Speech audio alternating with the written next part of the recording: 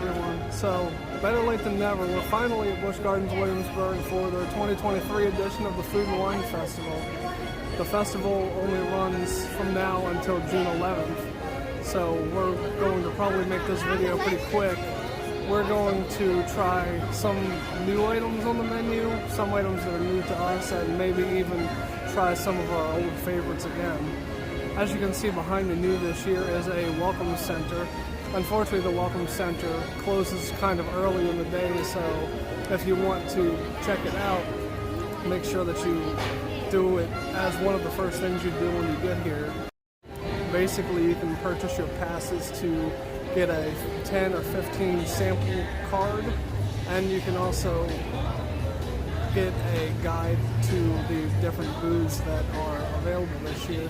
It looks like they have 16 booths on the menu, and we're going to try to visit all of them and see what they have available and what they added to the menu that's new this year. So without further ado, let's get going.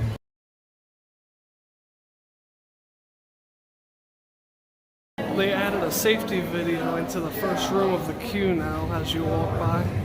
The doors warn you that the building may be unsafe and also that any unauthorized persons may be haunted.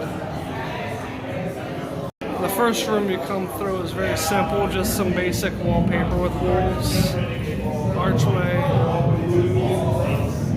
some windows that you can't see out of.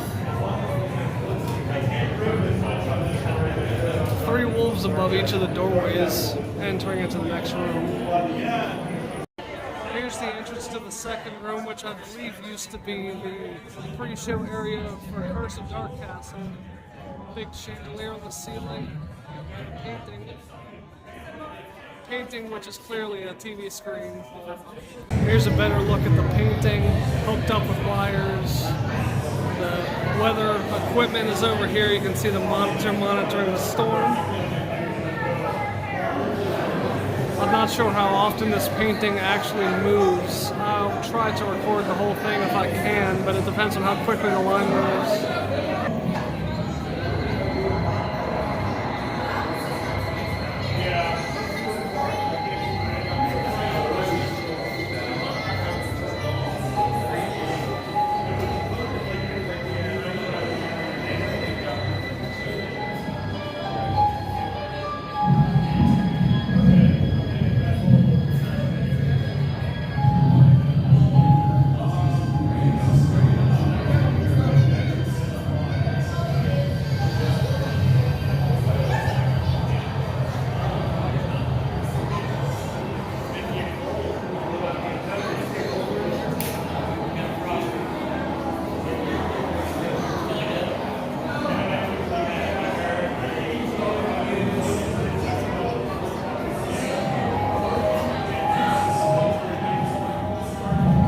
And then the third and final room of the queue before you board the ride. A bunch of pieces of snowmobile up on the high shelves. Just a zigzaggy queue that leads eventually up to these steps and then onto the ride where you actually board the coaster. So it is a very short queue. One thing of note, they did add ride instruction videos above the queue in this room, and they also put some in the first hallway that you enter.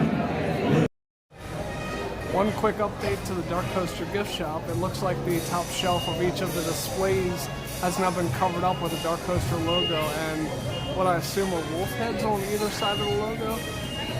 This display, that display, as well as the one on the other side of the lockers. Here's a look at the 2023 Food and Wine Festival guide that you can pick up at most of the festival kiosks. They also have a golden seal at the top right corner announcing that it's the 10th anniversary of the event. If you could open the book up, you'll see the first page. The first page of the book shows the map and your locations for all of the various dining spots. And then as you flip through, it'll show you the individual spots and what they have to offer on their menus along with a checklist. It's very similar to last year's, but that golden seal at the top is a nice addition to commemorate the 10th anniversary this time. just like last year, they offer food and beverage sampler cards that you can purchase. They have the 10 menu sampler for $65, and they also have a 15 menu sampler for $85. The 15 item sampler will break down to just about a little bit under $6 an item, and they also have a QR code here that you can scan if you're interested. That will allow you to purchase the Food and Wine Festival sampler in advance. We decided to purchase a 10 item sampler, which comes out to be about $6.50 an item. You can see at the bottom are the 10 items where they'll punch it out as you order things, and it's connected to this black lanyard that Jen's wearing. The back side has a bunch of information regarding when that card is valid, and also that things are subject to change at any time. After the Welcome Center, the first Food and Wine Festival area that you come to is the Virginia area, which is straight ahead after you pass through England. Inside under the overhang where you pick up your food, there's some nice flowers with cardinals and the Virginia flag going along the length of the building, or the archway. The Virginia area offers local favorites including sheep crab soup, bacon and cheddar hush puppies, Virginia oyster on a half shell, and an apple crisp, as well as 4 local beers, 2 wines, 2 cocktails, and a non-alcoholic strawberry lemonade refresher. According to the guide, the apple crisp is new this year, as well as both of the wines and 3 out of the 4 beers. Informational signboards are back again this year. It looks like they're pretty similar to last year.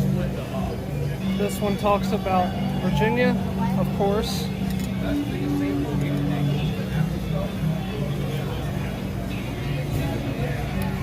These aren't categorized into anything special, they just have the information kind of lumped together. This does mention what the sheep crab soup is, however. Here's a look at the apple crisp. A pretty nice portion size, but a little bit sloppy, it looks like. I'm glad they have utensils that you can eat it with. We thought that the apple crisp was pretty good. The apples were a little tart, a little tangy, and not too sweet. The topping was still pretty crunchy, and there was bacon in here, but we felt like it didn't really add a whole lot to the dish, but overall it still tasted really good. Right before you reach the Loch Ness Monster, you come to the Australia Food and Wine Festival kiosk. This one was moved from over in Festa Italia to its current location. Festa Italia this year has no Food and Wine Festival items, so if you're only looking for food and wine, you can avoid that area, but it still has all the most of the great coasters, so it's worth a stop anyway. Australia kiosk has lamb chops, snag on the Barbie, and a Lamington cake as well. It also has Foster's beer and 2 different wines, an Aussie Mule cocktail, and some non-alcoholic refreshers, the ginger beer and the Bondi Beach Punch. The Australia Information Board talks about their alcohol.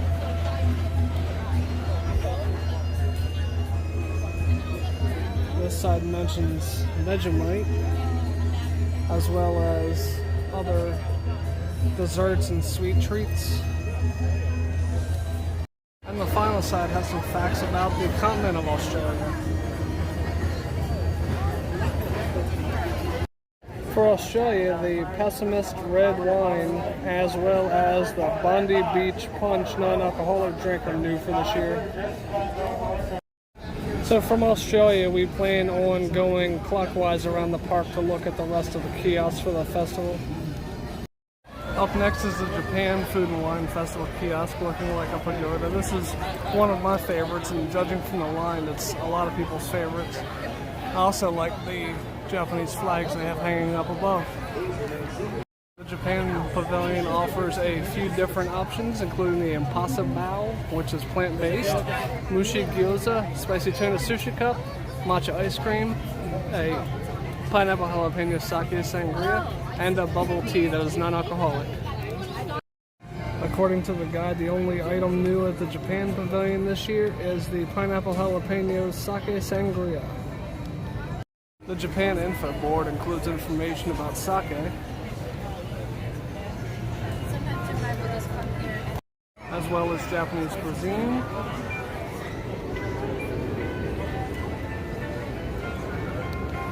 and general information about the country of Japan.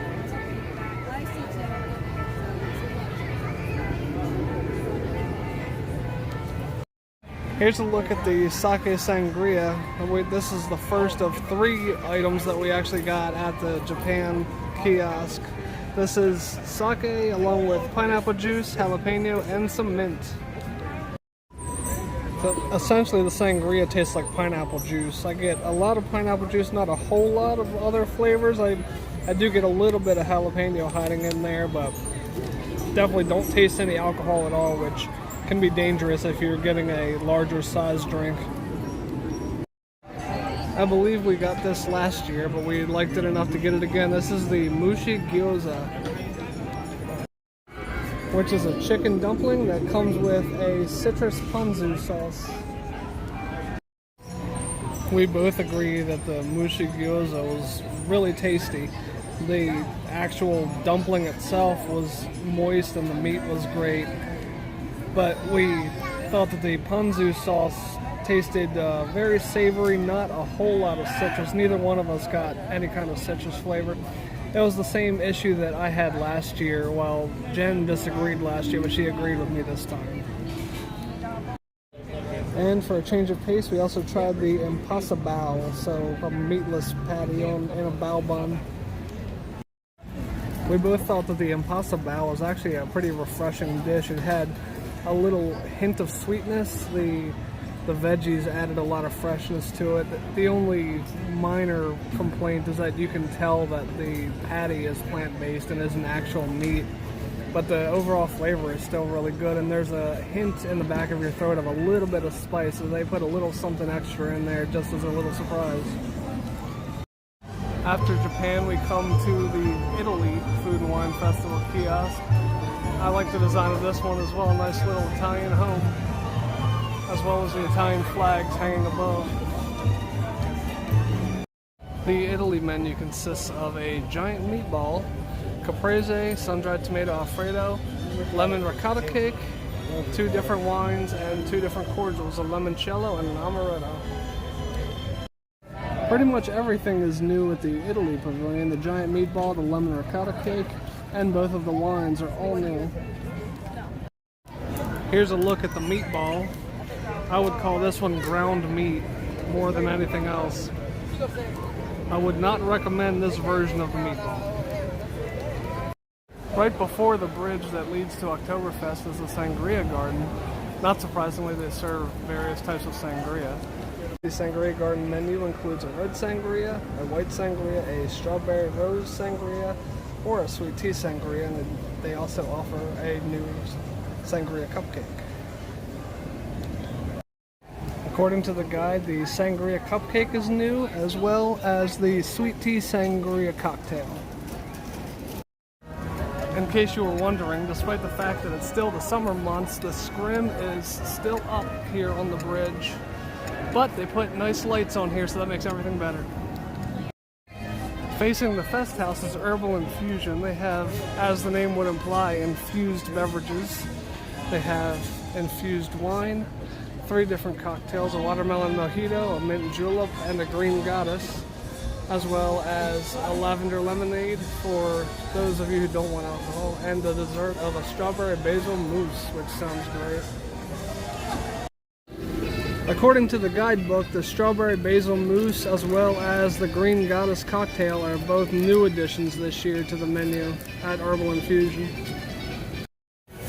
We picked up 2 things from the Herbal Infusion kiosk. The first one is the mint julep made with Kentucky bourbon, mint, and sugar.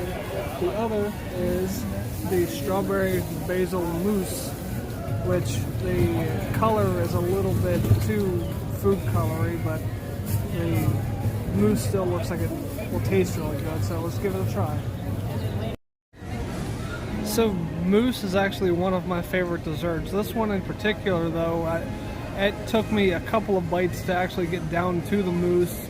I got a bunch of mouthfuls of whipped cream. When I finally got to the mousse, it was a little bit artificial tasting, artificial strawberry, and I don't get a whole lot of the basil that's supposed to be in it, so I'm not a huge fan of this particular mousse, even though I do like mousse in general. Jen's mint julep, even though she's smiling, she said that it's very strong and very sugary. You can see that she hasn't drank a lot of it just yet because it's so strong. It tastes good, she said, but it's just a lot of alcohol in there. They don't skimp on the alcohol for that drink. I don't think I mentioned this last time we were here at Bar Castle, out in front of DarKoaster, sorry. They have a bunch of DarKoaster themed drinks. They have the DarKoaster mixed drink. They have that first drink on there. Then they also have Ludwig's Lemonade, Whiskey Dark and Stormy, and a Supernatural Mojito, as well as a DarKoaster Black Lager. And they also have their typical drinks as well, but they have a nice selection of specialty DarKoaster cocktails and beer here if you want to try it. You can get the DarKoaster Black Lager either on tap or in a can. We got the canned version of it. It has a unique label. Sideways DarKoaster logo there. It also mentions that it's North America's first all-indoor straddle coaster, even on the can. Across from the entrance to Verbolten is a place that kind of confused me a little bit. The sign at the top says Iceland's Freeze. However, the actual Food and Wine Festival menu board shows that it's called Island Freeze. This location offers only drinks. They have frozen cocktails, a pina colada, Bahama Mama, strawberry daiquiri, frozen Bellini, a frosé, and a tropicolata, as well as a selection of beers for $14.99. Golden Road Brewing, Blake's Brewing Company, and Larry's Hard Lemonade Brewing Company. The guidebook lists at Island Freeze the Blake's Hard Cider Company Tropicolata, as well as the Golden Road Brewing Mango Cart beer as new items on this year's Food and Wine Festival list.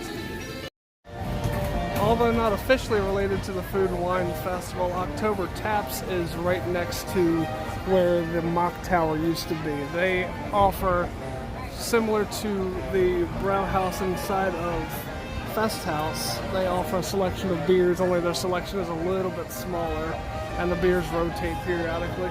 There are Food and Wine Festival planters out in front of October Taps, but this location should be staying here once Food and Wine Festival is over. So here's a look at what's on tap at October Taps. They have beer and cocktails. They actually have 8 different beers and 4 different cocktails to choose from right now. I'm guessing that once the Food and Wine Festival is over, these beers and cocktails will rotate, but we'll have to wait and see. This is a new place, not just for food and wine, but just for the park in general, so it'll be interesting to see where they go with it. If you're in the mood for something tropical, this is my favorite and probably most well-designed Food and Wine Festival kiosk. We're here at Jamaica. The Jamaica kiosk offers a Jamaican patty, gamba fritters, jerk chicken slider, pineapple upside down cake, and a non-alcoholic ginger limeade refresher, as well as 3 different types of beers, some couple of wines, a frozen cocktail, and a regular non-frozen cocktail. The Jamaica info board includes some information about their drinks,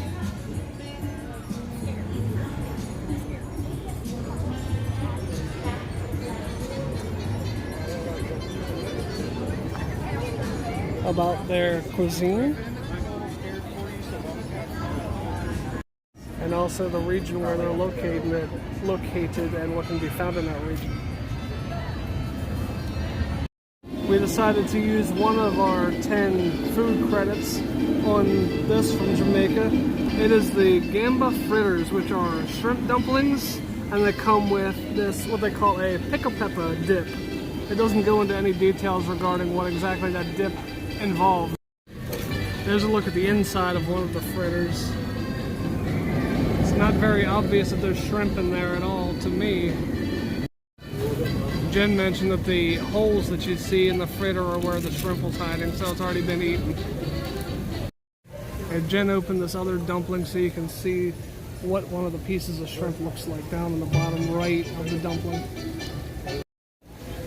So Jen enjoyed the hush puppy type fritters. She said that they were a little bit dry and a little more doughy than hush puppies, but the shrimp was cooked well and it tasted really good. She compared the pickle pepper dip that you get with the fritters to like a Thousand Island dressing, sort of, which it also kind of looks like a Thousand Island dressing, so that's understandable. In multiple places over here in Germany, they make sure to tell you that there's free beer for members and annual pass holders, 50 cents for all other guests. The deal's going from now through August 17th. Has one free 7-ounce beer per day plus two 50-cent beers for all guests. And the beer that they have for free is a Bud Light, if you prefer a Bud Light. Here we are at New France's only food and wine festival kiosk, Brazil. Brazil is right across from Caribou Pottery. And they have a menu of things that I'm going to butcher because I'm not very good at pronouncing Portuguese, but they have a churrasco, linguiça, abacaxi, cocada de forno, and they have two wines, Alta Vista and Capo Saldo, a mango caipirinha cocktail, and a non-alcoholic frozen Brazilian lemonade. It looks like at the Brazil kiosk they have the cocada de forno and the mango caipirinha cocktail as the two new items. Oh, as well as the Alta Vista Estate Malbec wine and the Caposado Prosecco wine as the new items in Brazil this year. The Brazil Information Board has information about the location of the country and special things about it. The Brazilian food, Brazilian drink.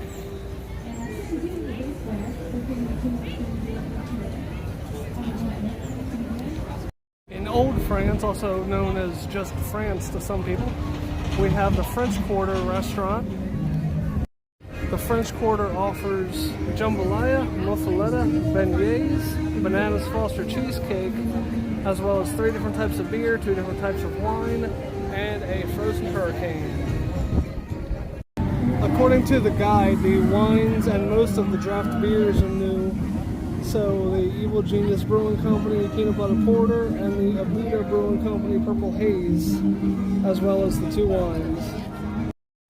We decided to get 2 things from the French Quarter. One thing that we got were the beignets. We actually got these last year, but I remember liking them a lot, so we had to get them again. I believe last year they had a choice of sauce. This year they only have caramel available to get topped on your beignets.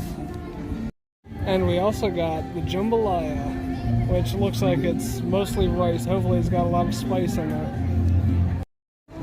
The beignets are definitely as good as I remember. They give a generous helping of caramel.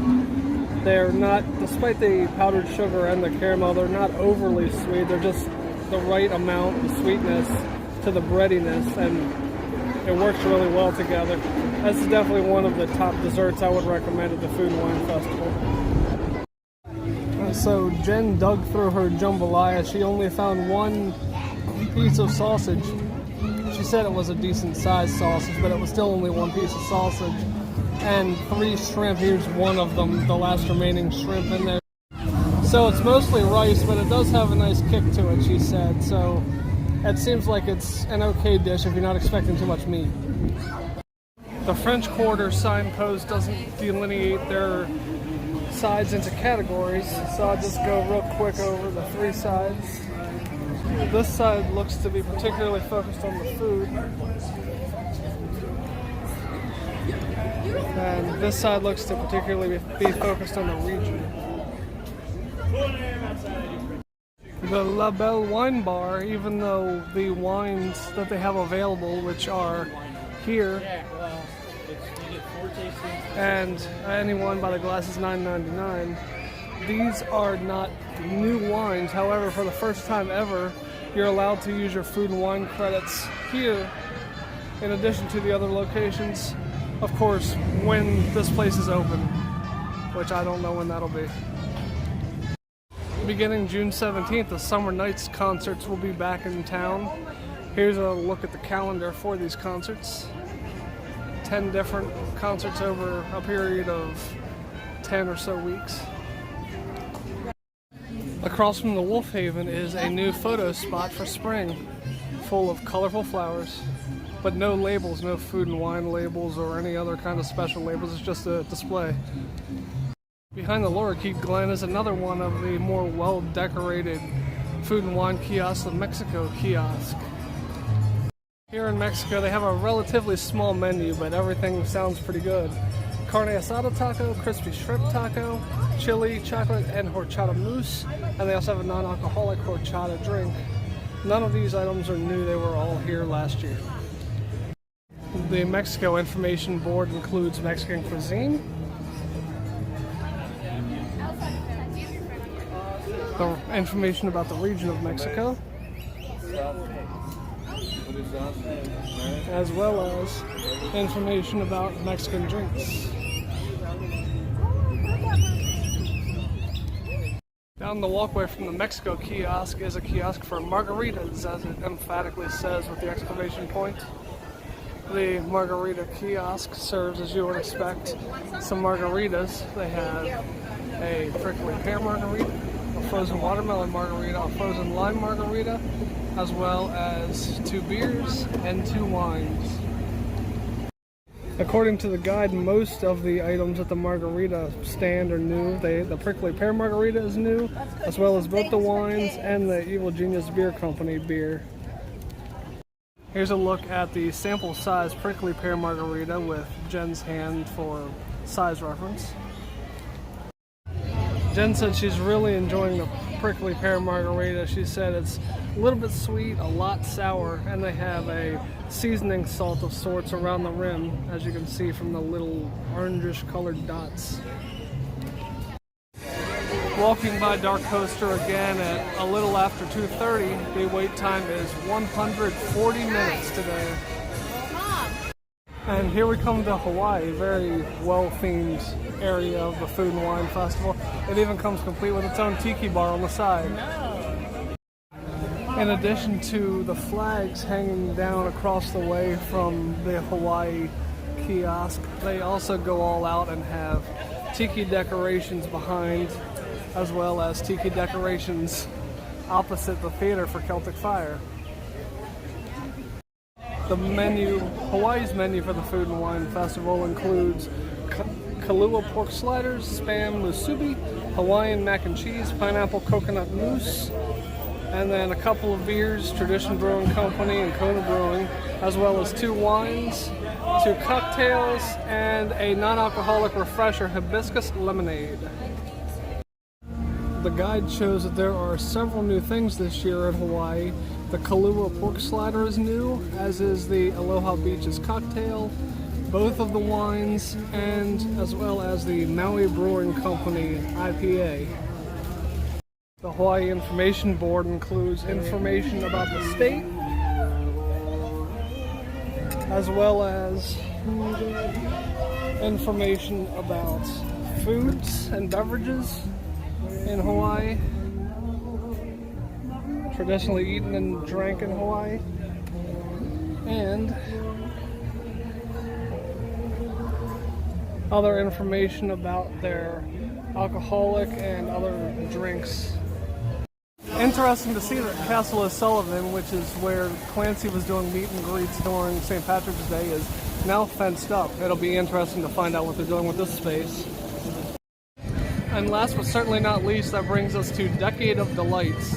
This one is a little bit different from most of the other Food and Wine Festival kiosks because it does not have a set menu. It actually changes the menu once each week to where they actually will feature dishes from the past on a rotating basis that people enjoyed. So we'll go take a look at what's available this week. This area of last year was where the Greek food was, so it looks like the Greek food has been removed from the Food and Wine Festival this year. Here's a look at the Decade of Delights menu from the week that we were there, June 1st through 4th. That week, they featured previous dishes from the Hawaii, Spain, and Asia kiosks. They had, for entrees, Venera con Jamon, which was featured with Spain from 2013 to 2018, and a Spam Splatter, which was featured with Hawaii from 2016 to 2018. They also had for dessert a Hawaiian dessert called Haupia that was featured from 2014 to 2018, and a Thai tea refresher from the Asia kiosk from 2015 till 2017. So here's a look at the Haupia. This is a coconut mousse with a Kona coffee ganache inside of a tiny little pie shell. So the Haupia was okay. The crust was very light and flaky and kind of tore away. It was pretty hard to cut through, especially with only a spoon.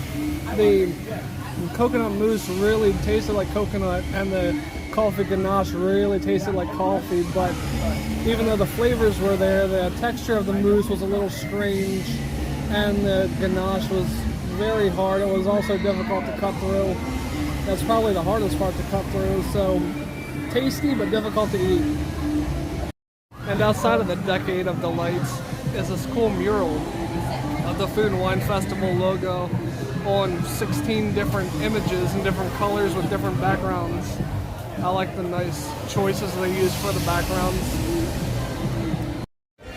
So here we are back at DarKoaster at the end of the night. If you can see behind me, it's still a 115-minute wait. It's been over 100 minutes pretty much every time we've passed by. So it still seems like it's really popular with the crowds here, which isn't surprising considering it's still a very new coaster. But 2 hours all day is kind of crazy. So that'll cover the Food and Wine Festival for this year. Remember, it ends June 11th, so get out here as soon as you can. We hope you enjoyed seeing all the different foods that they have to offer this year, and all the new dishes especially. And we also hope you enjoyed getting to see the queue of DarKoaster, the parts that we didn't get to show you previously. So thanks a lot for watching the video, and if you wouldn't mind, please like the video and subscribe to our channel. Every like and subscribe is a huge help to the channel, and we appreciate it greatly. And please check out our Instagram page, which is appearing in the corner right now, for more pictures from our visits to the parks. Thanks again for watching.